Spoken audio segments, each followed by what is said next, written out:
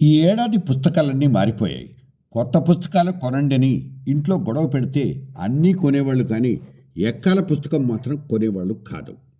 ఏ అక్కో అన్నో వాడేసి చిరిగి శల్యావస్థలో ఉన్న పుస్తకం వాడుకోమనేవాళ్ళు. ఎందుకంటే ఎక్కాల పుస్తకం ఏమీ మారదు కదా అనేవాళ్ళు. ఇదొక యూనివర్సల్ పుస్తకం. ఏ రాష్ట్రంలోనైనా, ఏ దేశంలోనైనా, ఏ ఖండంలోనైనా రెండు రోళ్ళు నాలుగే. రెండో తరగతిలో రెండో ఎక్కంతో మొదలయ్యేవి పాటలు. రెండొకట్ల రెండు, రెండు రోళ్ళ నాలుగు, రెండు మూడుల ఆరు అంటూ ఒక ప్రత్యేక రాగంలో మాస్టారు పాడితే మనం కూడా అనాలన్నమాట.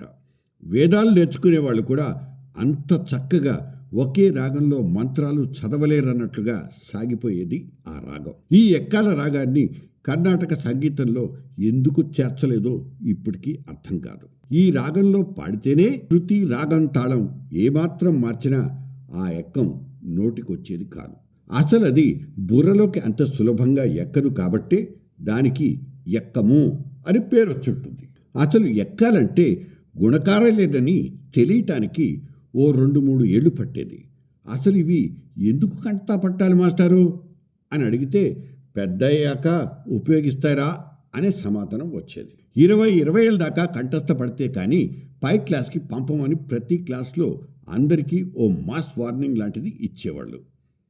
ప్రతి ఎక్కం 20 దాకానే ఎందుకుంటుంది, అలాగే పుస్తకంలో 20వ ఎక్కం దాకానే ఎందుకుంటుంది అన్నది అప్పట్లో అంతు చిక్కని ప్రశ్న.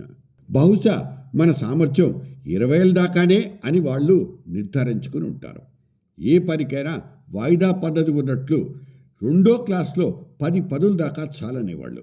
ఒక్కో క్లాస్ పెరిగే కొద్దీ 12 12లు, 16 16లు, చివరికి 20 దాకా సాగిపోయేది. ఎక్కాలు అప్పచెప్పే సమయంలో అందరికీ గుండెలు దడదడలాడేవి.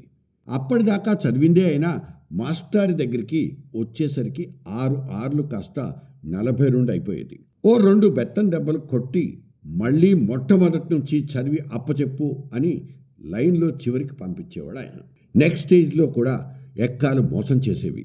అన్నీ చక్కగా అప్పచెప్తూ 6 6లు 36 అని చెప్పగానే మాస్టర్ కోపంగా 36 అని గద్దించేసరికి సెల్ఫ్ డౌట్ వచ్చి 42 అనటం, 2 దెబ్బలు తినటం, మళ్ళీ లైన్లో చివరికి వెళ్ళిపోవటం నిమిషాల్లో జరిగిపోయేది. అప్పట్లో వీడియోలు లేవు, కానీ ఈ ఎక్కాల క్లాస్ వీడియో తీస్తే ఒక హారర్ రీల్గా వైరల్ అయిపోయేది. చేతులు దండకట్టి శూన్యంలోకి చూస్తూ మధ్య మధ్య మాస్టారి బెత్తం వైపు బెరుకు చూపులు చూస్తూ అప్పచెప్తుంటే బాలే ఉండేది. ఇక ఆడపిల్లలైతే రాగం బ్రేక్ అయిపోయి 7 8 7 8 అంటూ కళ్ళు ఆకాశం వైపు పెట్టి దైవ సహాయానికై ఆర్థించేవాళ్ళు.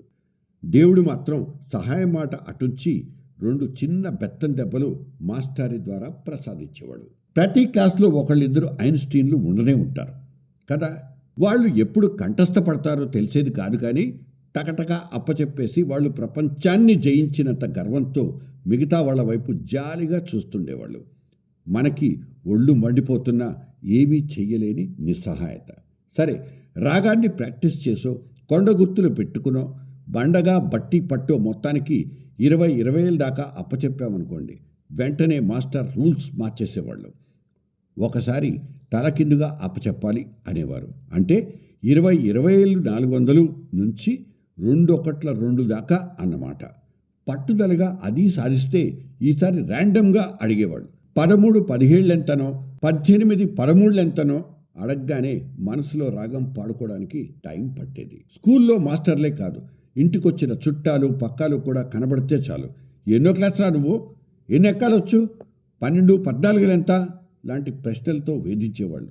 అందుకే వాళ్ళని తప్పించుకొని తిరగవలసి వచ్చేది. ఈ ఎక్కాల పుస్తకంలో ఎక్కాలే కాకుండా ఇంకా ఎన్నో ఉండేవి. అవి చాలా ఇంట్రెస్టింగ్గా ఉండేవి. ప్రతి పేజీలో కింద ఒక మంచి సుభాషితమో, సామెతో, వేమన పద్యమో ఉండేది. అవన్నీ చక్కగా పేర్లు, నెలల పేర్లు, చివరి పేజీలో అన్ని భాషల్లోనూ తెలుగు వారాల పేర్లు, నెలల పేర్లు, ఋతువులు, తిథులు, నక్షత్రాల పేర్లు ఉండేవి. తెలుగుతో పాటు తమిళ, హిందీ భాషల్లో కూడా ఉండేవి. భానువారము, ఇందువారము, చిత్తి, వైయాసి ఇలాగా.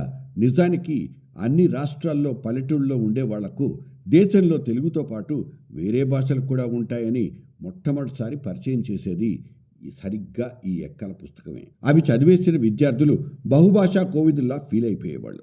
మొత్తానికి ఈ ఎక్కాల పుస్తకం ఒక మైక్రో బాలశిక్షలా పనిచేసేది. ఇది చదివినందువల్లే అప్పటి పిల్లలకి తెలుగు నెలలు, తిథుల పేర్లు తెలిసేవి. ఇప్పటి బాలల్ని ఎవరిని అడిగినా ఇవి సరిగ్గా చెప్పలేరని బల్లగుద్ది మరీ చెప్పొచ్చు. కావాలంటే మీరే టెస్ట్ చేసుకోండి. ఇంతటి ఘన చరిత్ర ఉన్న ఎక్కాల పుస్తకం ఈనాటి క్యాలిక్యులేటర్లు, అబాకస్లు, ట్యాబ్లెట్ల దాటికి తట్టుకోలేక మాయమైపోతోంది. దాంతోపాటే మన పిల్లలకి తెలుగు సంస్కృతిని చిన్నతనం నుంచి నేర్పే అవకాశం కూడా మృగ్యమైపోతోంది. ఐ మిస్ యూ ఎక్కాల పుస్తకం. ఇది విన్న తర్వాత మీరు కూడా మిస్ అవుతున్నారు కదా.